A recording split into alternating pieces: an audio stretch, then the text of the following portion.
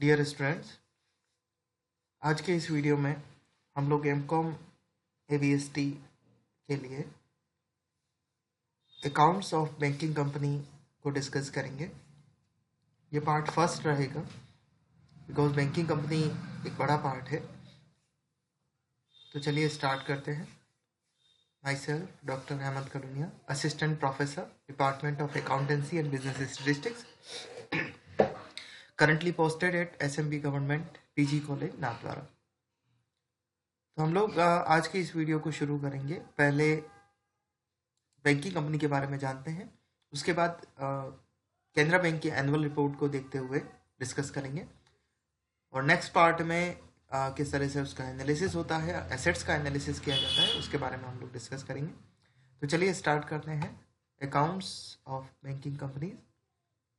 तो सबसे पहले हमें याद करना होता है बैंकिंग कंपनी का डेफिनेशन क्या दिया गया है। The banking company has been defined under Section 5(c) of Banking Regulation Act 1949 as accepting for the purpose of lending or investment of deposits of money from the public, repayable on demand or otherwise, and withdrawable by check, draft, order or otherwise. Books of accounts जो एक banking company maintain करती है वो है principal ledger, subsidiary ledgers, other registers. Principal ledgers में आप लोग समझ सकते हैं कि क्योंकि बैंक है तो वो कैश बुक और जनरल लेजर को मेंटेन करता है, मेनली वर्क कैश बुक का ही रहता है।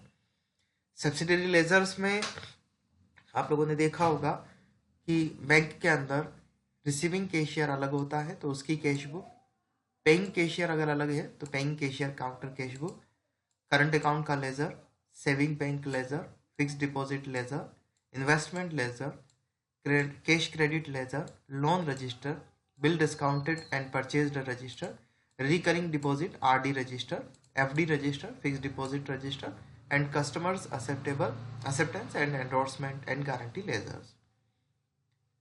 अदर रजिस्टर जो सिंपली मेंटेन किए जाते हैं बैंक के द्वारा, bills for collection register, share security register, jewellery register, demand draft register, safe custody register, standing order register, dishonoured cheque register, letter of credit register and lockers register.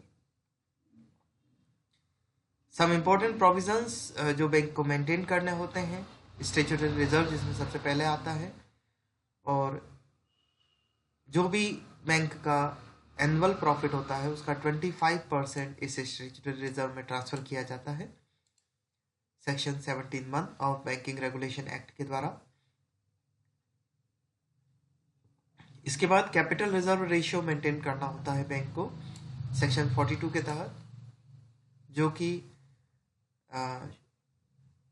Every schedule and non schedule bank must deposit with RBI an amount of equals to 3% of time and demand liabilities. Presently the percentage is 3%. RBI has power to increase up to 20%. And क्योंकि मैं आपको present rates को लेते हुए बता रहा हूँ तो आप आरबीआई की रेट्स जाकर सीआरआर सर्च कर लें और जब आंसर शीट लिखें तो उस दौरान जो भी एप्लीकेबल है आप उस रेट को लिखें। Statutory and liquidity ratio, every banking company must invest 25% of its time and demand liabilities in gold and securities. Presently, the percentage is 18%.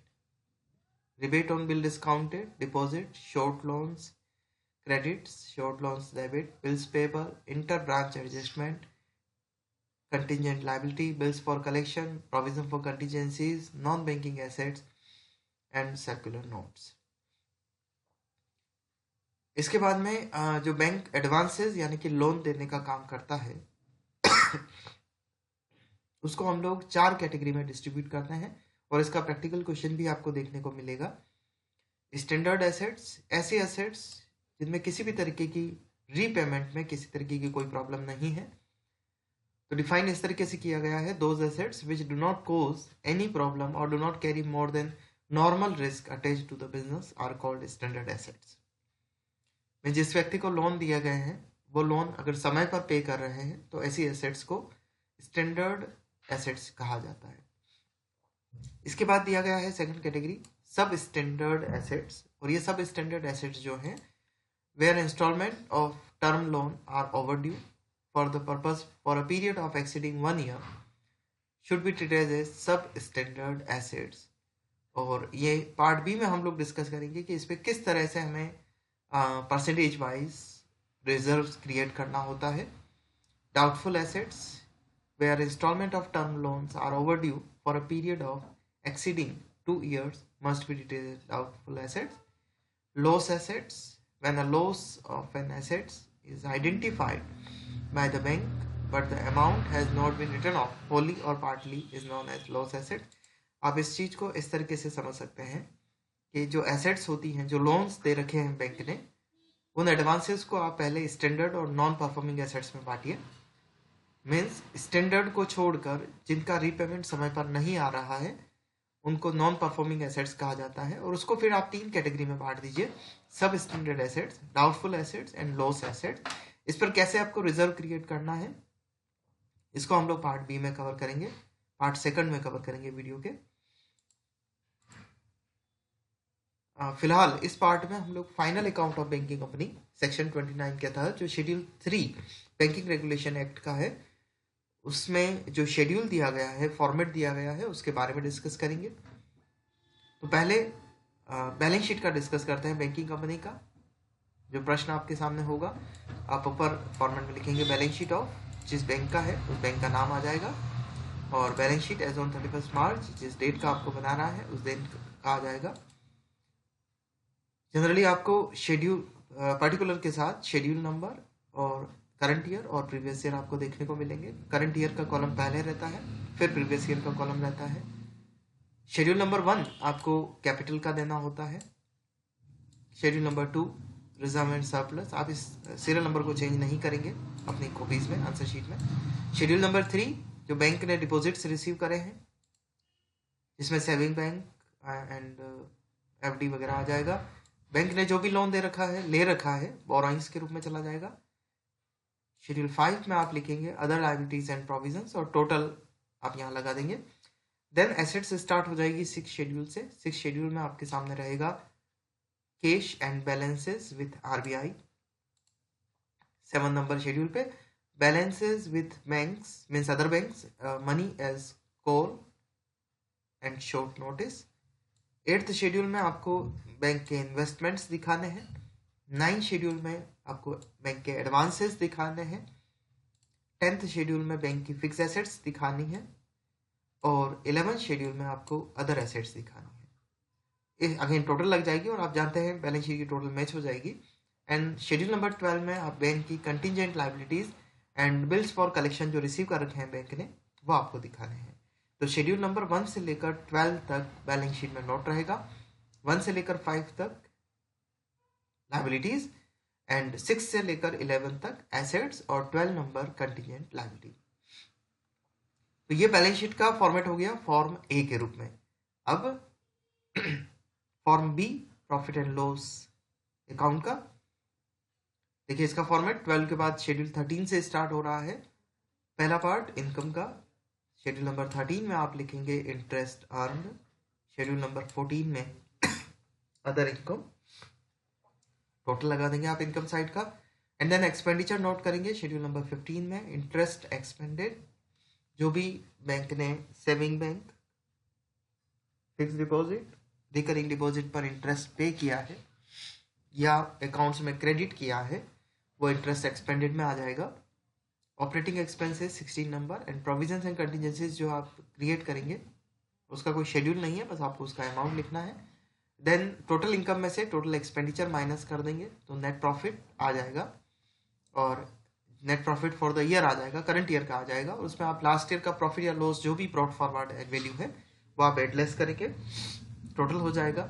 And then इसका अप्रोप्रिएशन जो मैंने आपको अभी बताया था कि स्टैट्यूटरी रिजर्व बनाना होता है, अदर रिजर्व्स क्रिएट करने होते हैं, गवर्नमेंट या प्रपोज डिविडेंड के रूप में आप जो भी ट्रांसफर कर रहे हैं वो यहाँ दिखाना है, और बैलेंस अमाउंट आपको बैलेंस शीट में कैरी फॉरवर्ड करना है। इसके बाद इस बैंकिंग रेगुलेशन एक्ट में शेड्यूल 3 में आपको शेड्यूल्स जो दिए गए हैं इन बैलेंस शीट और प्रॉफिट एंड लॉस के, उनकी डिटेल बताई गई है। जो कि 100% तो नहीं, बट आपको फॉर्मेट वाइज जरूर याद होने चाहिए, मेन टॉपिक्स आपको जरूर याद होने चाहिए। फॉर एग्जाम्पल शेड्यूल 1 कैपिटल का दिया गया है, जिसमें नेशनलाइज बैंक का कैपिटल, और for banks incorporated outside India, तो अगर नेशनलाइज बैंक में है तो 1 नंबर पे लिखिए, और अगर बाहर कोई इनकॉर्पोरेटेड बैंक है इंडिया के बाहर तो आप कैपिटल को यहाँ नोट डाउन कीजिए। अगर shares for other banks, authorise capital, issued capital, subscribe capital, hold up capital, और उसमें से कॉल्ड अनपेड और फॉरफिटेड शेयर को एडजस्ट करिए। शेड्यूल 2 रिजर्व एंड सरप्लस का दिया गया है, जिसमें फर्स्ट नंबर पे आपको स्टैट्यूटरी रिजर्व लिखना होता है, जिसमें अंदर opening balance, any addition during the year, any deduction during the year, आप इसको एडजस्ट करेंगे। कैपिटल रिजर्व, अगेन वही ओपनिंग और एडिशन डिडक्शन को एडजस्ट करना है। Share premium, revenue and other reserves and balance in profit and loss account, और फिर आप इसका टोटल लगा देंगे। शेड्यूल 3 जो हमें याद करना है वो है डिपॉजिट्स का। तो जो बैंक डिपॉजिट्स लेता है, demand deposits from banks and other banks, saving bank के डिपॉजिट्स, टर्म डिपॉजिट्स जिसमें फ्रॉम बैंक्स और फ्रॉम अदर्स, तो एफडी और आरडी जो है सॉरी फ्रॉम अदर्स में चले जाएंगे। और इसी पार्ट को आप बी में दिखाएंगे, deposit of branches in India और deposit of branches outside India, और टोटल ए और बी का आप करके दिखा देंगे। ऐसे ही शेड्यूल 4 में है बोरोइंग्स। शेड्यूल 4 आपको बताता है बोरोइंग्स इन इंडिया, जिससे कि रिजर्व बैंक ऑफ इंडिया से लिया है, या अदर बैंक से लिया है, अदर इंस्टीट्यूशन से लिया है, एजेंसी से लिया है, बोरोइंग आउटसाइड इंडिया लिया है। Secured borrowing included 1 and 2 above. Schedule 5 other liabilities and provisions का है, जिसमें आप bills payable, inter office adjustment, interest accrued और अदर्स लिखेंगे। शेड्यूल 6 एसेट साइड से स्टार्ट हो जाता है, जिसमें cash balances with reserve bank of India, जिसमें कैश इन हैंड जो बैंक के पास में है, including foreign currency notes, balances with RBI in current account and other accounts.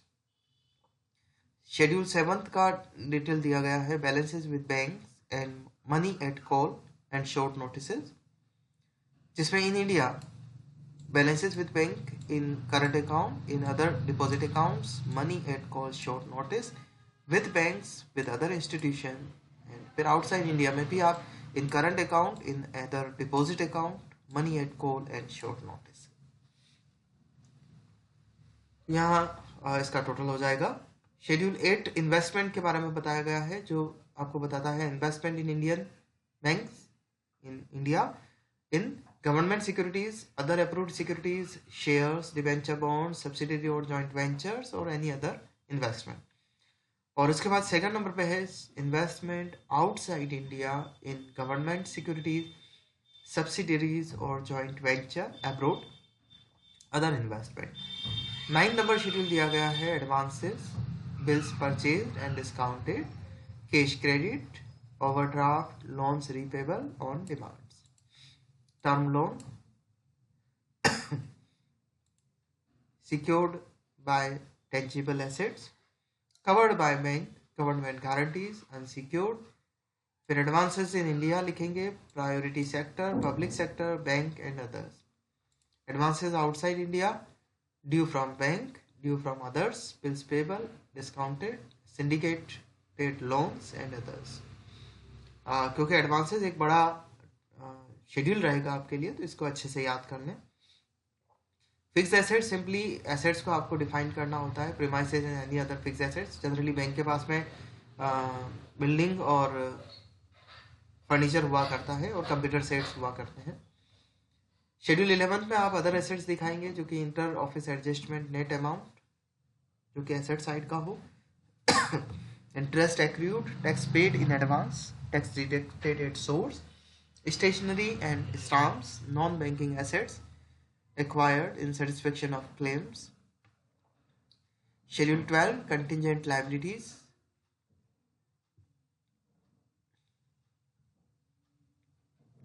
contingent आप लोग जानते हैं कि ऐसी liabilities जो contingent नेचर की होती है, मीन्स जो एसेट्स भी बन सकती है या लायबिलिटी भी बन सकती है, जिनके किसी एक पर्टिकुलर अकरेंस पे डिपेंड करेगा। कोर्ट में कोई केस चल रहा है, वो फेवर में भी जा सकता है, नहीं भी जा सकता है। वो एसेट्स या वो लायबिलिटीज आप कंटीजेंट लायबिलिटी में दिखाएंगे।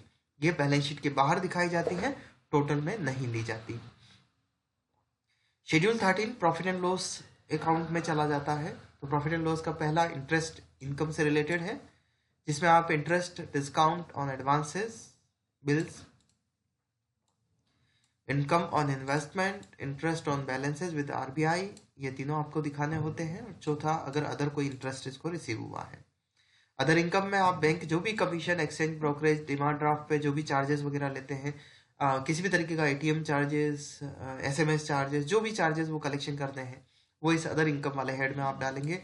Profit on sale of investment, profit on revolution of asset, profit on sale of land and building etcetera, profit on exchange transaction वगैरह वगैरह। शेड्यूल 15 एक्सपेंसेस से रिलेटेड है। Interest expanded, interest on deposit, interest on reserve bank of India. फिर schedule 16 operating expenses से है। आप bank के जितने भी नॉर्मल एक्सपेंडिचर हैं आप उनको यहाँ नोट डाउन कर देंगे। एज ए स्टूडेंट आपके अगर ये नंबरिंग, अंदर की जो नंबरिंग है वो चेंज भी होगी, तो ऐसा कोई खास प्रॉब्लम नहीं है। बस आप जो भी बैंक के एक्सपेंडिचर हैं वो ऑपरेटिंग एक्सपेंसेस इस शेड्यूल में आप डालें, शेड्यूल नंबर 16 में। देन शेड्यूल 13 14 में आपको ऑलरेडी एक्सप्लेन कर चुका हूँ। तो इसका जो क्वेश्चन बनने के चांसेस रहते हैं वो कुछ इस तरीके से होते हैं, जैसे आप ये देखें, from the following particulars prepare profit and loss of Krishna bank limited. और ये बता रहा है इंटरेस्ट ऑन लोन जो रिसीव हुआ, इंटरेस्ट ऑन फिक्स डिपॉजिट, क्योंकि बैंक के लिए फिक्स डिपॉजिट एक लायबिलिटी है, इस पे इंटरेस्ट पे करना रहेगा। रिबेट ऑन बिल डिस्काउंटेड 4,800, ये बैंक को मिलेगा। Commission charged on customer receive होगा, इनकम में जाएगा।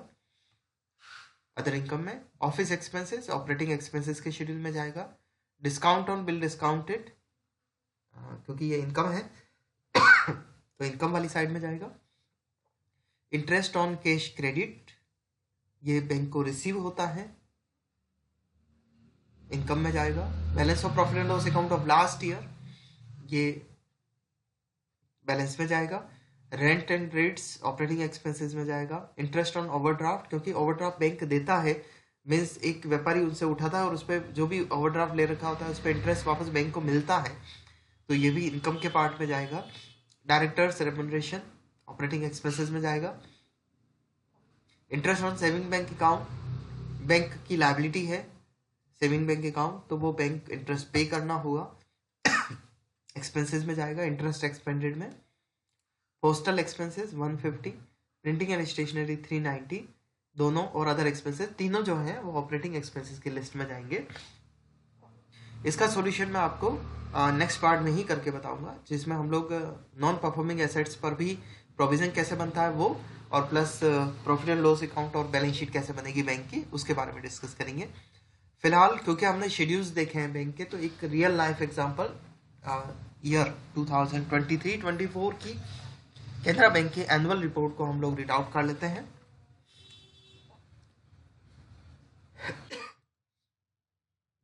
सामने केनरा बैंक की एनुअल रिपोर्ट है जो कि 2023-24 की है। ये इसके डायरेक्टर मंडल का पूरा रिपोर्ट इन्होंने दिया है, वार्षिक रिपोर्ट 23-24। मैं आपको सीधे इसके प्रॉफिट एंड लॉस पर लेके जाता हूँ, बैलेंस शीट पर लेके जाता हूँ।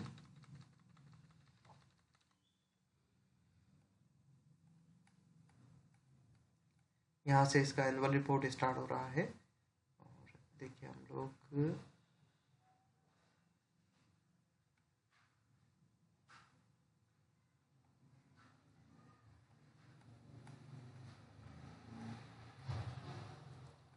क्योंकि हमें अकाउंट्स दिख रहे हैं, तो प्रॉफिट एंड लॉस अकाउंट 310 पर है और बैलेंस शीट 300 पर है, तो हम लोग सीधे पेज नंबर 300 पर जाते हैं।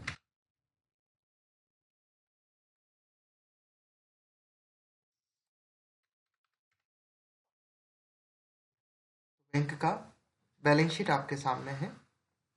जो फॉर्मेट्स आपको मैंने अभी बताए थे शेड्यूल वाइज, आप देख सकते हैं। Capital and liabilities, first schedule capital का, इस बैंक का अमाउंट आपको इन थाउजेंड्स दे रखा है। तो आप देख सकते हैं इसका फिगर जो है वो इन थाउजेंड है, 18, 14, 1303।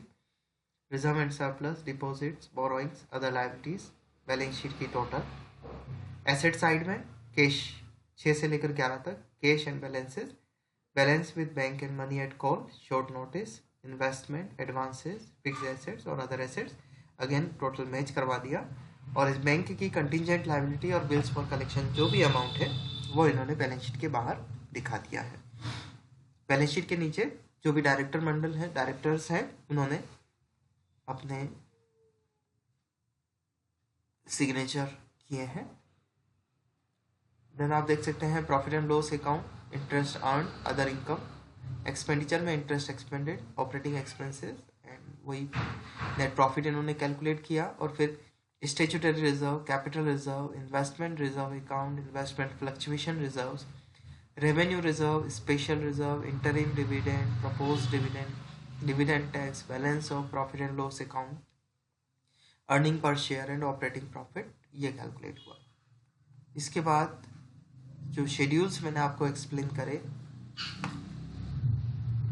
आपको शेड्यूल वाइज, शेड्यूल 1, 2, 3, 4 इस तरीके से पूरा इन्होंने डिफाइन कर रखा है। मैं आपको सजेस्ट करता हूं कि आप सिंपली किसी भी बैंक का एनुअल रिपोर्ट्स गूगल पर सर्च करें और डाउनलोड करें और उसको एक बार स्टडी कर लें कि बैंक किस तरह से प्रैक्टिकली अपनी बैलेंस शीट और प्रॉफिट एंड लॉस को तैयार करता है। आप देख सकते हैं शेड्यूल 5, 6, 7 सारे शेड्यूल वाइज इन्होंने अच्छे से डिफाइन किया है। 8, 9, 10 तक, 11 तक बैलेंस शीट के पार्ट है, तो ये 10 और 11 तक पूरा बैलेंस शीट पार्ट है। फिर जो कंटिजेंट लायबिलिटी का पार्ट है वो क्लेम्स अगेंस्ट द बैंक्स और liability for partly paid investment, इस तरीके से पूरा अच्छे से डिफाइन कर रखा है। तो आप लोग एक बार किसी भी बैंक का डाउनलोड करके एनुअल रिपोर्ट और अच्छे से रीड आउट कर लें। आई होप कि आपको बैलेंस शीट पार्ट समझ में आया होगा, प्रॉफिट एंड लॉस पार्ट समझ में आया होगा। इसकी प्रैक्टिस के लिए हम लोग पार्ट 2 के वीडियो पर देखेंगे कि किस तरह से इसका प्रैक्टिकल न्यूमेरिकल क्वेश्चन बनता है और नॉन परफॉर्मिंग एसेट्स पर किस तरह से प्रोविजन बनता है। Thank you.